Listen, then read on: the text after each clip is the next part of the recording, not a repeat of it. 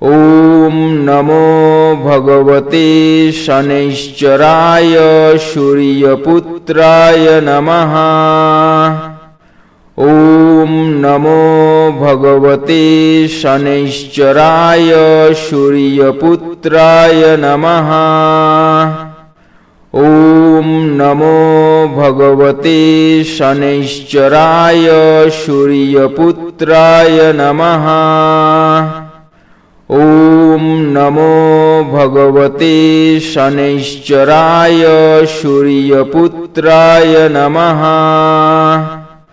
ॐ नमो भगवते शनैश्चराय सूर्यपुत्राय नमः। ॐ नमो भगवते शनैश्चराय सूर्यपुत्राय नमः। ॐ नमो भगवते शनैश्चराय सूर्यपुत्राय नमः। ॐ नमो भगवते शनैश्चराय सूर्यपुत्राय नमः। ॐ नमो भगवते शनैश्चराय सूर्यपुत्राय नमः। ॐ नमो भगवते शनैश्चराय सूर्यपुत्राय नमः। ॐ नमो भगवते शनैश्चराय सूर्यपुत्राय नमः। ॐ नमो भगवते शनैश्चराय सूर्यपुत्राय नमः। ॐ नमो भगवते शनैश्चराय सूर्यपुत्राय नमः। ॐ नमो भगवते शनैश्चराय सूर्यपुत्राय नमः। ॐ नमो भगवते शनैश्चराय सूर्यपुत्राय नमः।